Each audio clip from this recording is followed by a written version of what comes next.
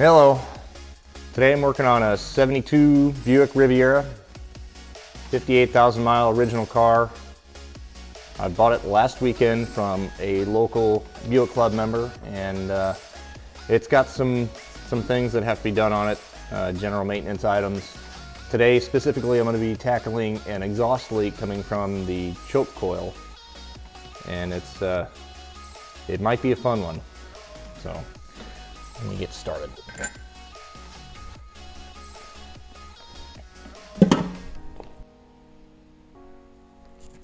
Here's a close-up of what we're looking at. You can see where all that black soot is right there. It's actually coming from a leak all the way around here. This is the choke coil, and it is wide open to circulating exhaust gas. So when that gasket blows, you get just a massive exhaust leak, and it sounds like a jalopy. I've already started removing bolts. There's 3 bolts in this one. I stopped short at this bolt because it feels like it's gonna pop. So I'm gonna grab one of my new tools and see how it works. Here's my fancy new tool. It is an inductive bolt heater that uses inductive heat as opposed to an open torch. So since I'm so close to the carburetor, I don't really want to have an open flame over there. Eve rusty screw disassembly apparatus. Looks like quality. Yeah. We'll see how this goes. It was expensive, so I hope it works. In this particular toolkit, they only give you 3 options on sizes of inductive coils. This is the smallest one. This is the largest one. And here's, I guess, the medium-sized one. I could probably get away with the smallest one, but I need to use a different angle. So I got Mini Ductor Essential Coil Kit. More quality. So we'll see if they've got the right one in here. These, whoop, that was loud. This one is shaped differently so that it is vertical instead of the horizontal one. So we'll try this one out and see how it works. Most of these are all, yeah, they're about the same size. Ooh, makes noise.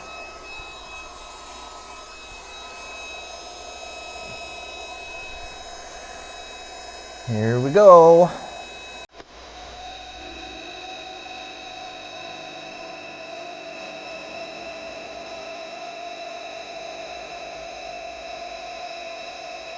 Feels hot.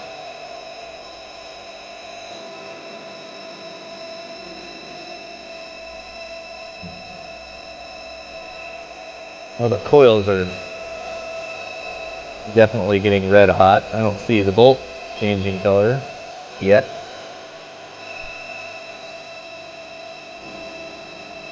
Taking a little longer than I thought it would. I don't know if I need to get it red hot or not. So I'm gonna let it sit here another minute or so. Or until I can't hold it here anymore.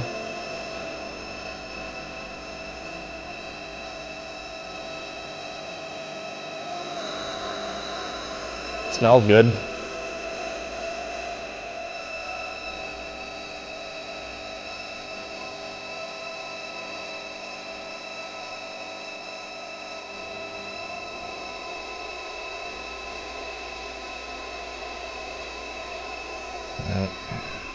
I'm gonna see where that is.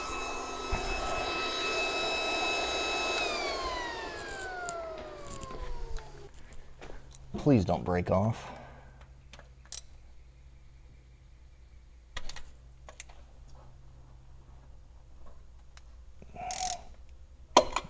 Fuck. Yep. Broke it right off. That's what I wanted to do today.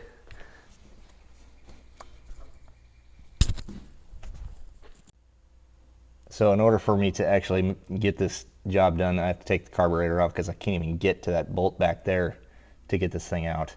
I, in theory, could drill this out. Well, I'd have to remove the carb, but good times.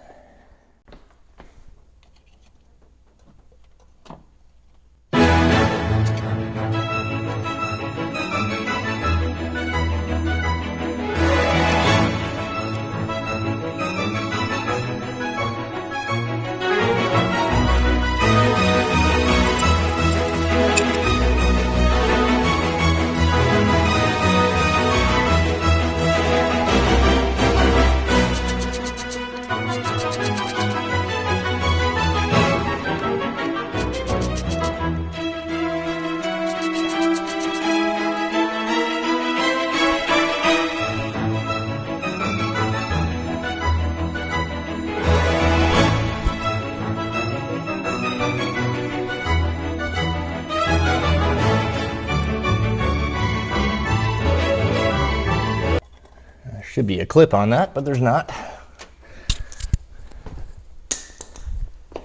Okay, all disconnected.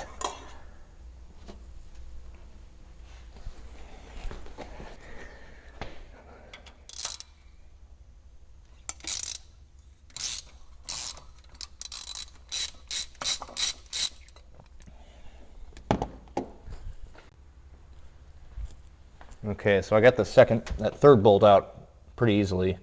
You can see this one's broke off completely, but this gasket is just completely blown out right here. And the choke coil itself, these changed almost every year during the late 60s and early 70s. So there's a tub like this that sits in there, and then this sits on top. So this shields the coil from the actual exhaust gases, but that means this is wide open to the exhaust gases, and if that gasket blows, it creates a giant exhaust leak, which makes a big mess, causes things to run hotter, and the carburetor doesn't like it because it's too hot. And anyway, so I got to get this old gasket off, and they don't reproduce or make this type of gasket anymore. So basically all I'm going to be able to do is just make sure that this is completely flat all the way around, and throw some high temp RTV on and ratchet it down. I got to fix this bolt hold too. So all right, time to get to work.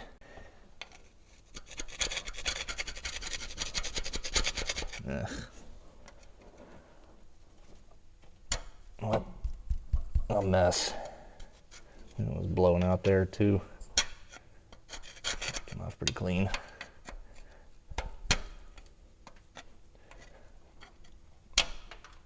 I'm not really worried about getting stuff inside here because it's just the exhaust. It's just going to go out the exhaust or get stuck in there.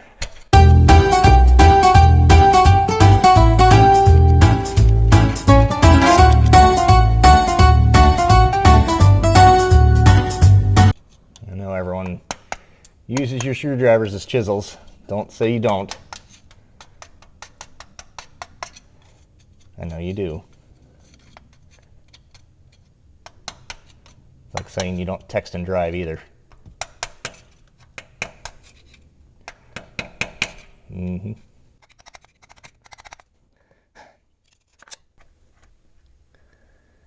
Boy, that looks really bad.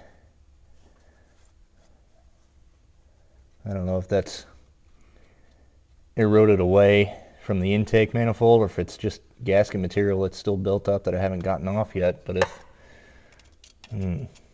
this could be bad.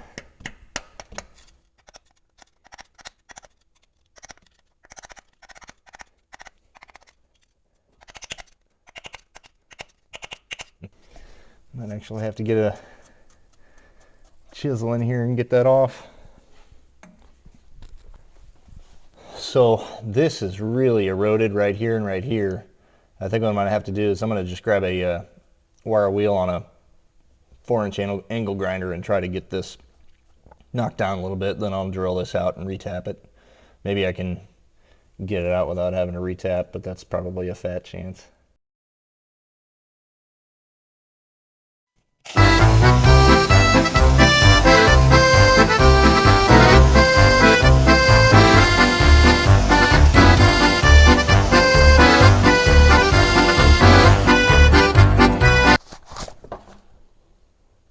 It's pretty eaten up. I hope that RTV takes care of some of the imperfections. I guess all we can do is find out.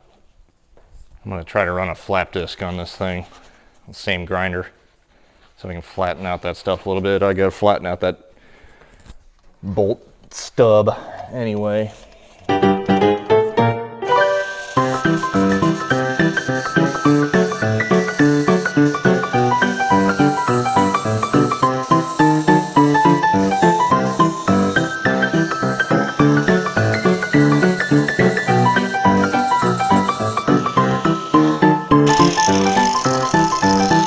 That's not great, but it's better.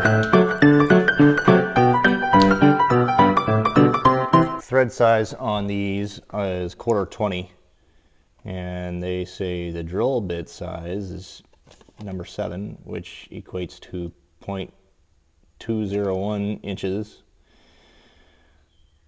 And the closest drill bit size to that is 13/64, which I'm sure nobody carries. I've got a 5/32, which is somewhat smaller than that, and then I've got a 3/16 is 0.1875, 13/64 is 0.023. I'm gonna go with the 5/32, and then I'll step up from there. Hopefully this thing is right on center. I did center punch.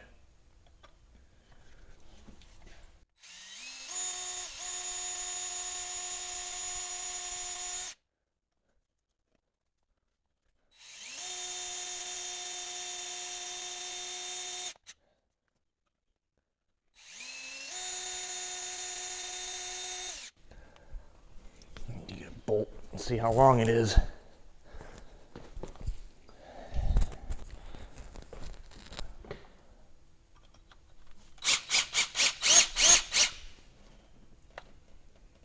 I'm close, I'm like halfway.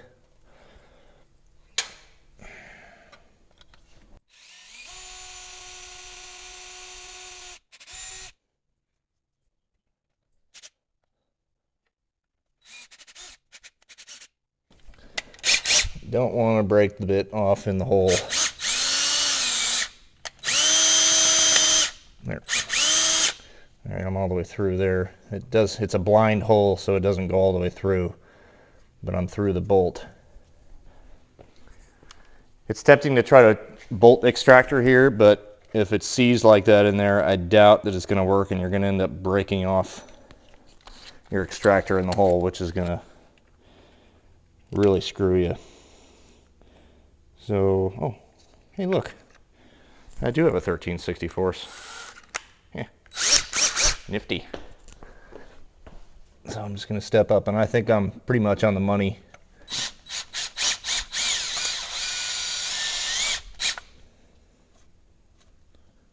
Now I can't even see it anymore.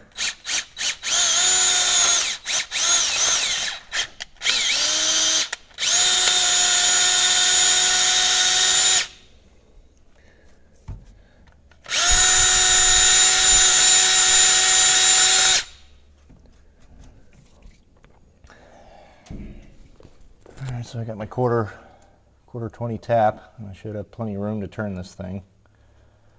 I think I wasn't on the money on center, or the drill bit moved, because I'm just a touch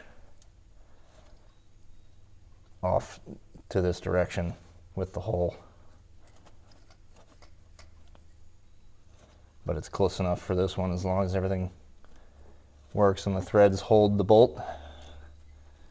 These aren't going to be really tight. They're just going to be cinching the flange down. You don't want to go ham on this thing because it could break tap off inside the hole too. So Go back and forth.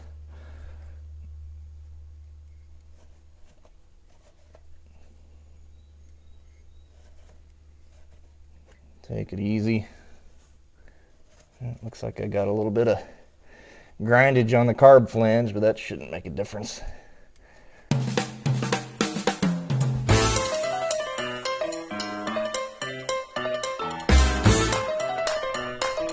think that hole's deep enough.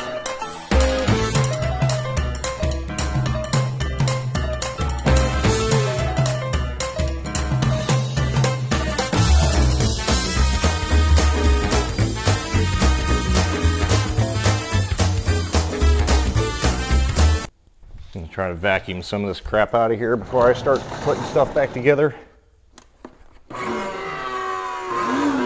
Come on.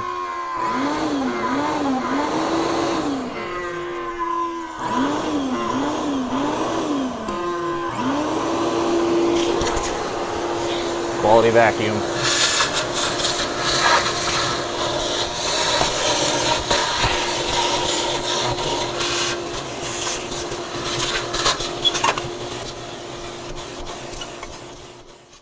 Okay, ready to assemble. I went ahead and took this bowl, went up to the other shop, and I flattened this flange out. I actually took the bolt flanges and bent them up just a little bit so that when this thing gets bolted down, it kind of pushes all the edges down with them and helps seal without this asbestos gasket or whatever the hell it was before. I mean, RTV usually does the job if these things are flattened out pretty well. At least I'm hoping anyway. I really don't want to pull the intake of this thing for a stupid little reason. I'm going to be pretty liberal on throwing this stuff on here because it is a crappy deal.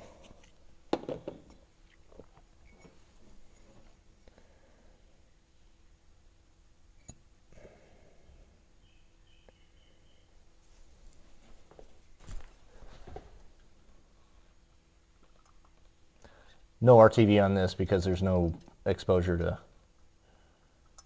the exhaust crossover. Now on the bolts, anti-seize. To eliminate that issue, I just fought. You don't need much. Just get her on there.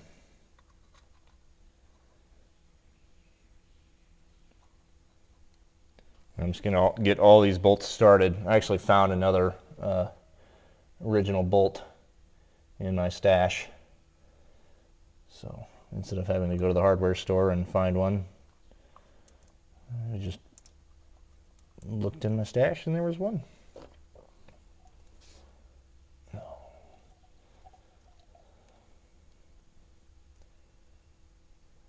This stuff is so messy.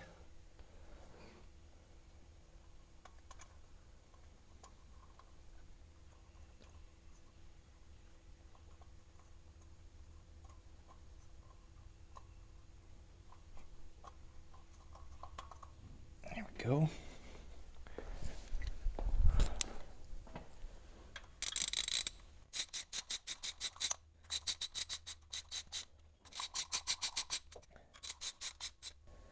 Don't need these super tight, especially that one bolt hole that's kind of questionable. Now don't just go starting the car up again because it's just going to blow the gasket out that you've created with your RTV. Yeah.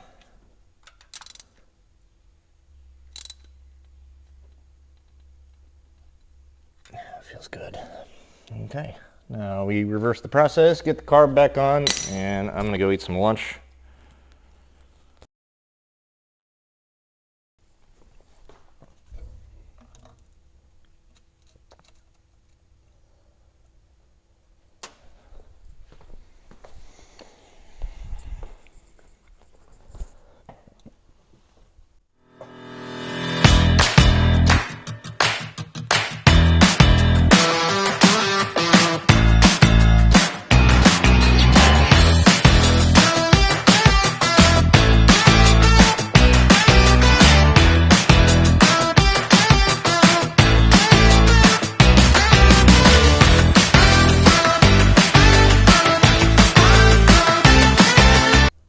sure this carburetor needs a roto-rooter.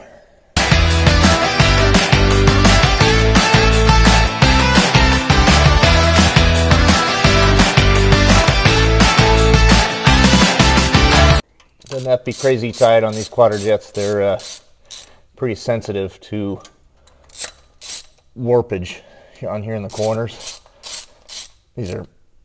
The metal these things are made of is really soft. It's like basically pot metal. So just snug them up and you should be good. Make all your miscellaneous connections.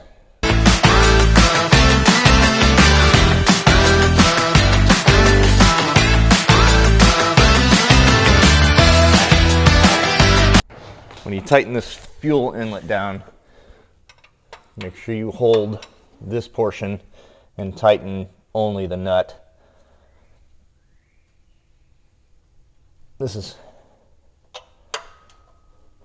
how you end up with strip threads. People just try to tighten this thing down and they end up spinning this inside the carburetor and it destroys the threads.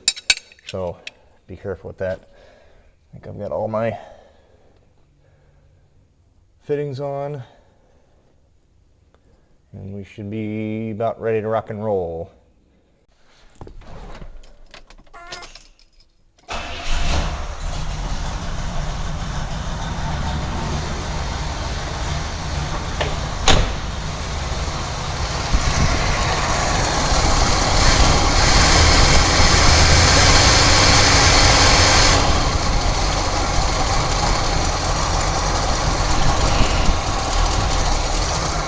Thing's running pretty terribly. I've got another pretty bad exhaust leak down low here somewhere.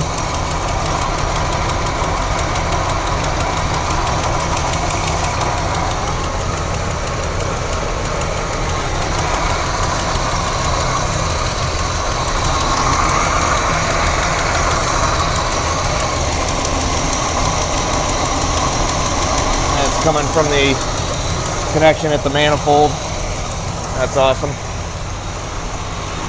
Let this thing warm up for a couple minutes.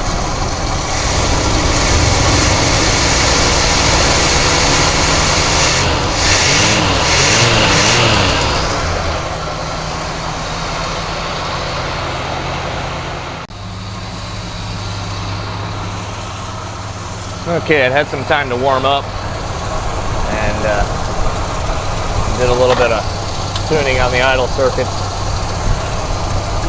Seems to run pretty happy now.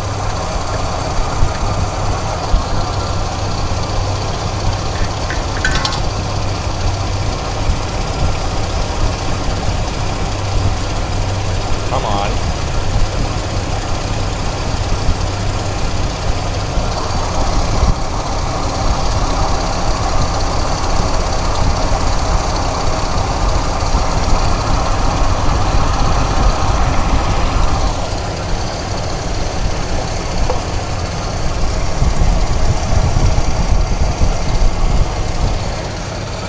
Take her for a spin.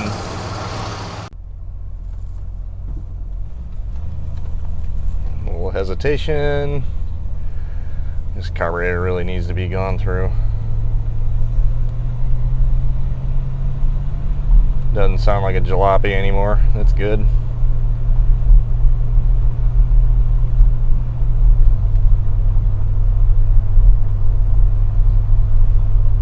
Drives pretty well though. Gonna turn around here. These tires are at least 20 years old and they are dry rotted, so I don't want to take this thing any further than I have to. I've got tires on order from my buddy Rusty at Rusted Tires.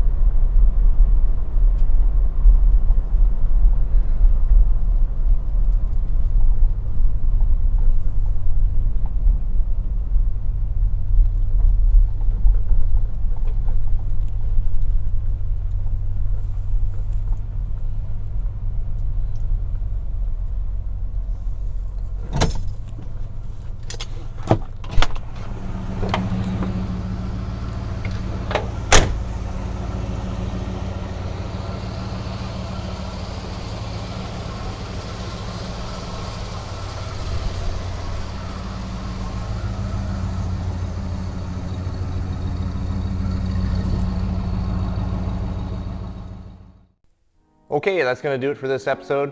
Be sure to like and subscribe. Tell all your friends, family, neighbors, boyfriends, girlfriends, cats and dogs, and all that fun stuff. See you on the next episode.